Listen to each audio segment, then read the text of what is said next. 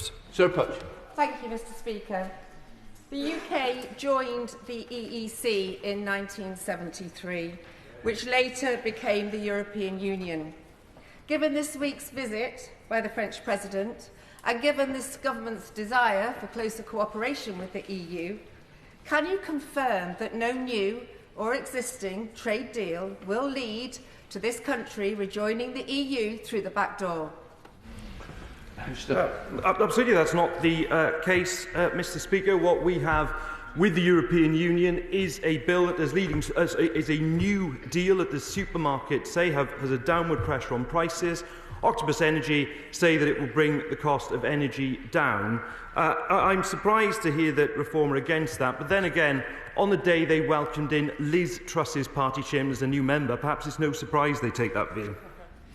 Sir Desmond Swade.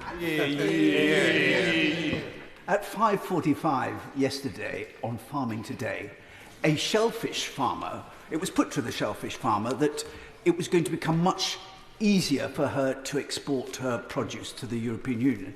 Her response was, yes, but we're told that the changes will be 2 or perhaps 4 years away, if they happen at all.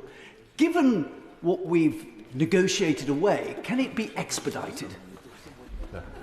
Well, Minister. I absolutely am determined to expedite it as quickly as possible, and it's fantastic to see the opposition in that position. I thought his front bench were against these new arrangements. Shadow Minister Mike Wood. Thank you, Mr. Speaker. Now, as the Minister will be aware, under the existing framework, the UK is entitled to take unilateral measures to protect the internal market where there is a diversion of trade. FSB Northern Ireland say that a third of businesses that previously traded between Great Britain and Northern Ireland have ceased to do so. Now, we know from his interview yesterday that the Minister doesn't consider 3/4 of deportations being voluntary to represent a majority, but does he consider a third of businesses to be a diversion of trade? And if he doesn't, what would be a diversion of trade? Minister.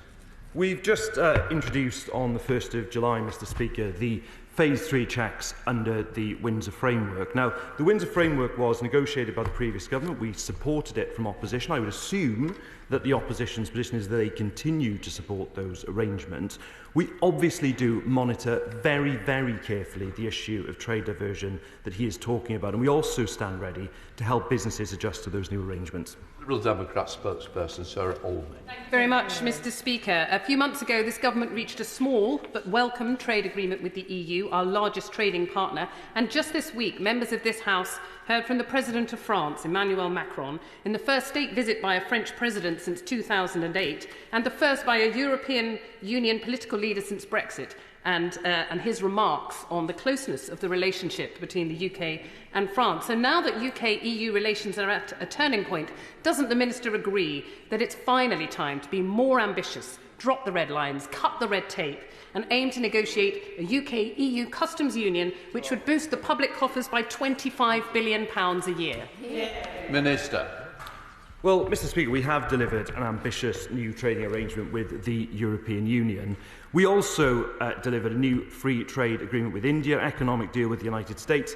What she is suggesting would take away our freedom to be able to do that, and that is contributing to our economy. Tom Hayes. Number 2, Mr. Speaker. Minister. Government officials and ministers, including myself, regularly engage the EU on a range of issues of importance to British citizens. The UK and the EU allow for visa travel in line with their standard arrangements of third country nationals. The UK government will continue to listen to and advocate for British citizens. Yes. Thank you, Mr. Speaker. Many thousands of our constituents, including my own, Philip and Catherine, lived for part of the year in Spain. Prior to Brexit, they did so without restriction, but now they face limited visa options, resulting in more frequent flying.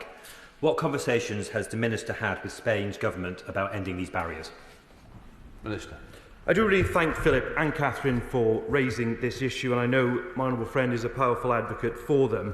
It's the Foreign Office that leads on bilateral issues with EU member states, and they regularly engage on a range of issues.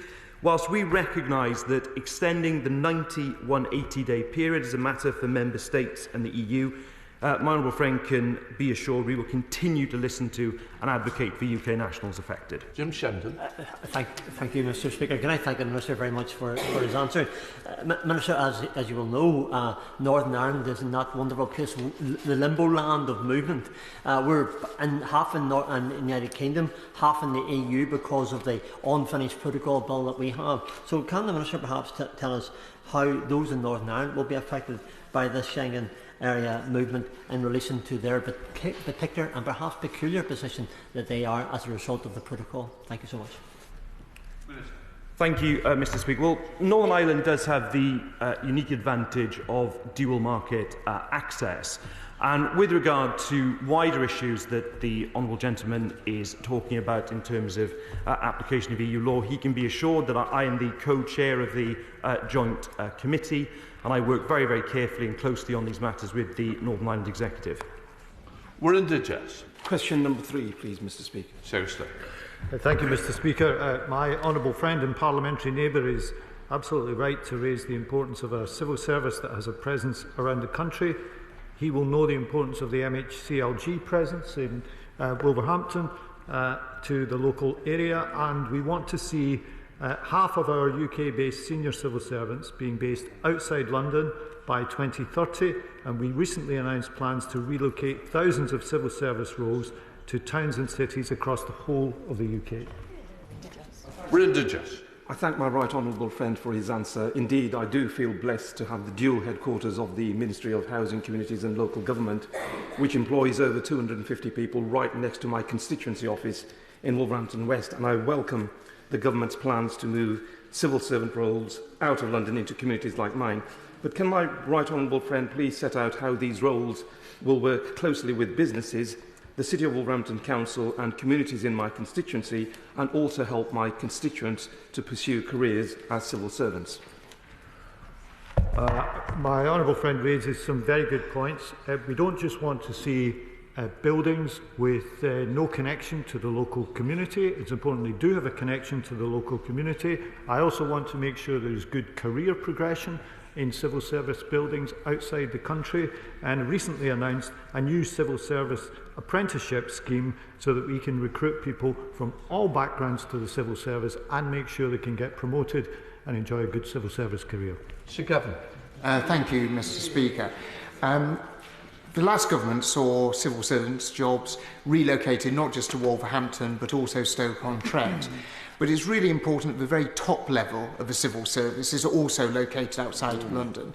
So could the Chancellor of the Duchy of Lancaster set out how many permanent secretaries are currently located